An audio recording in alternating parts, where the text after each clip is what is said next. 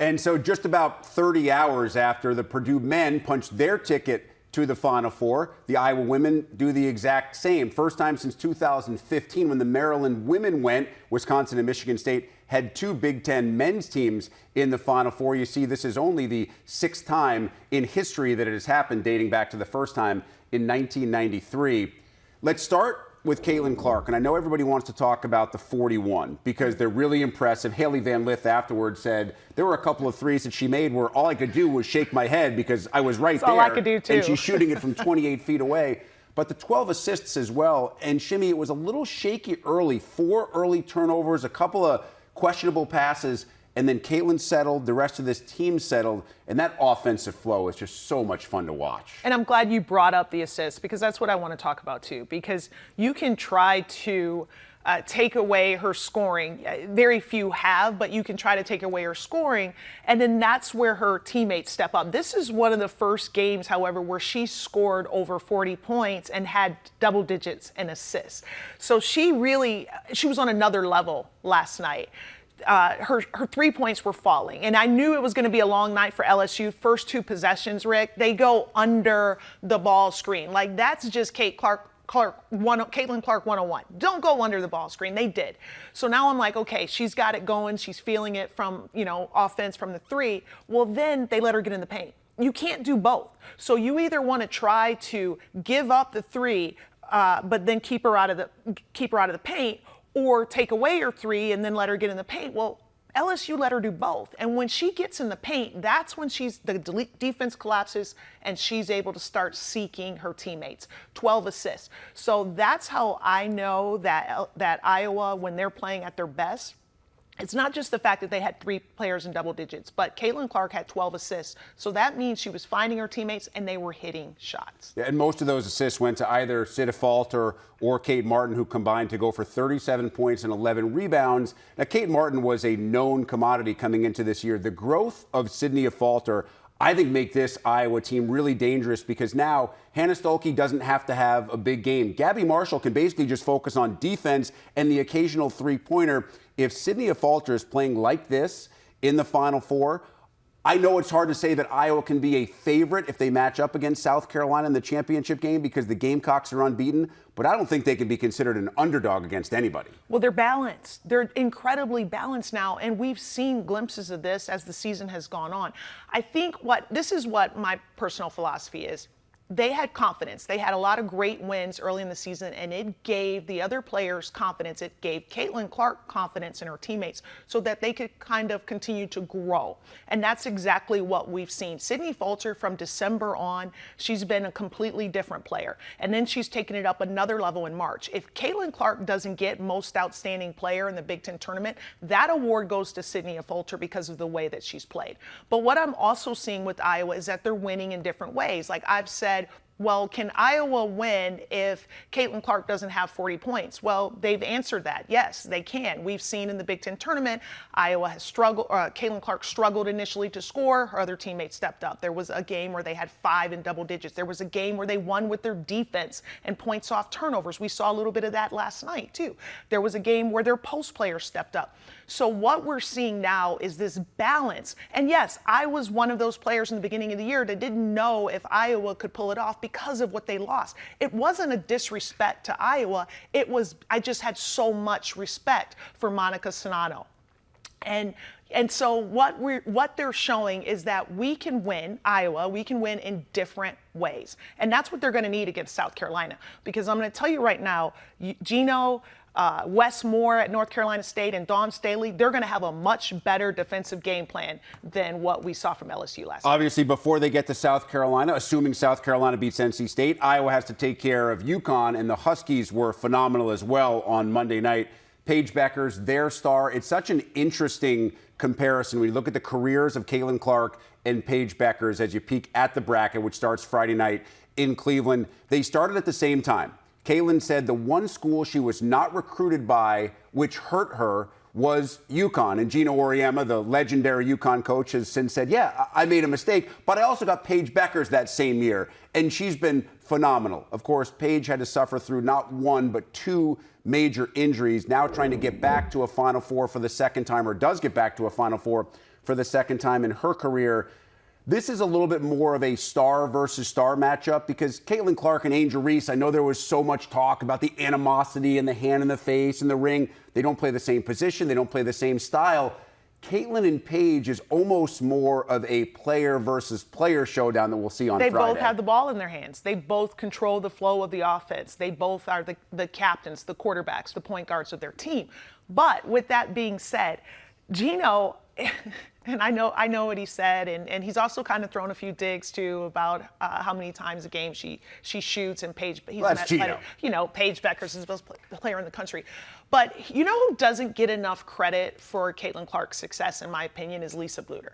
Because I don't know if Caitlin Clark is able to do the things that we have borne witness to over the last 4 years if she goes to any school other than Iowa. Lisa Bluder allowed Caitlin Clark to be Caitlin Clark, allowed her to play her game.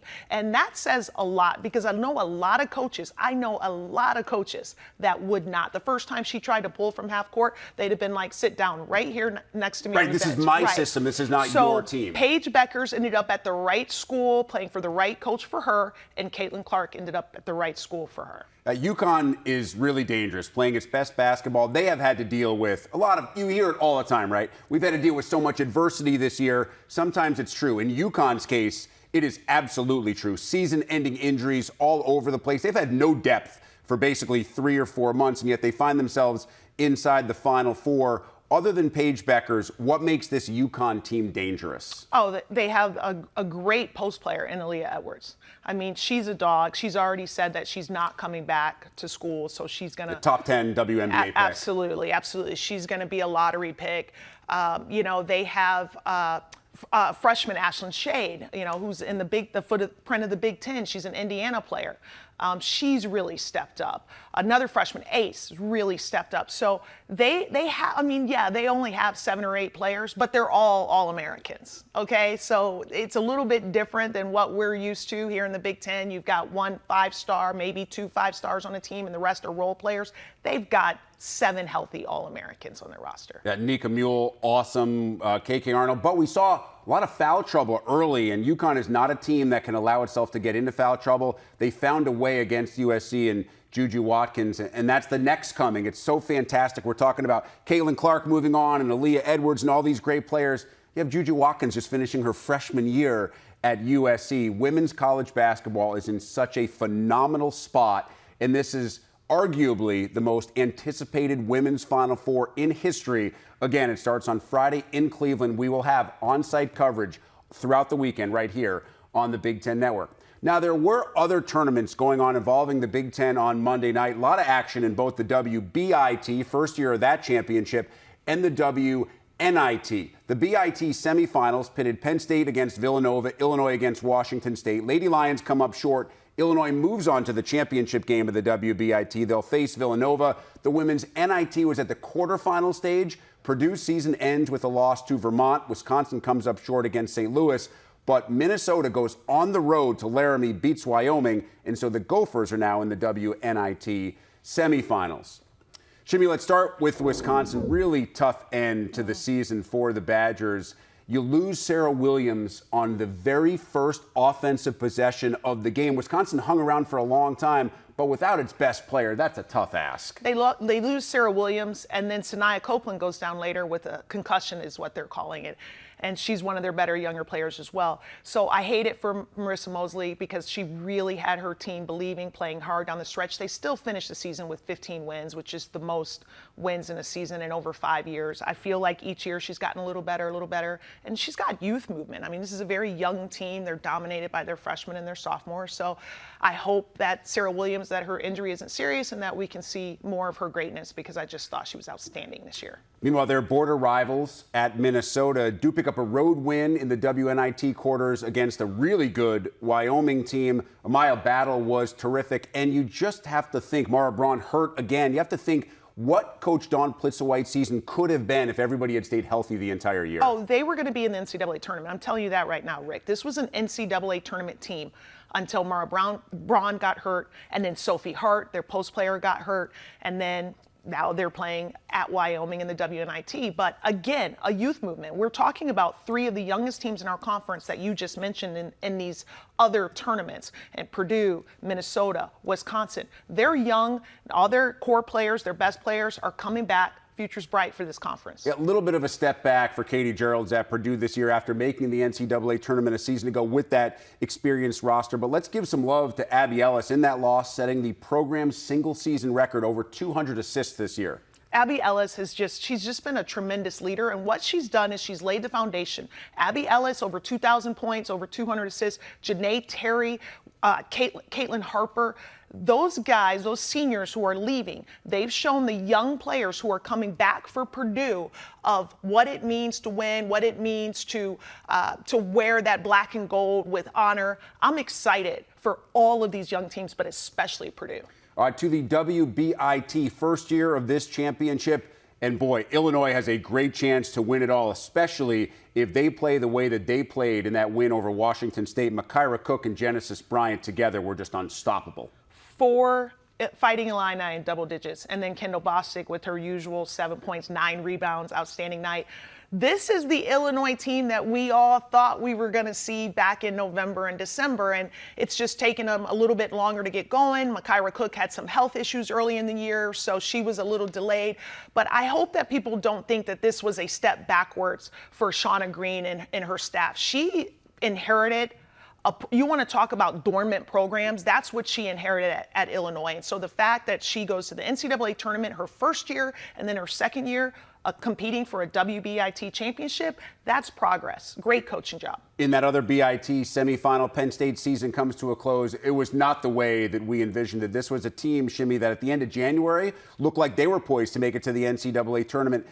Wheels kind of came off late in the year. Yeah, I think it started when Tay Valladay, the grad transfer, when she got hurt. She was kind of the heart and the soul of this team, Rick. She could do it on both ends of the court. And when she went out, I felt like the spirit of Penn State kind of went out with her. But McKenna Marisa, what a great career that she's had as a Nittany Lion. Yeah, Leilani Kapanis, really a nice game in a losing effort with 18 points and 13 rebounds as the Lady Lion season does come to a close.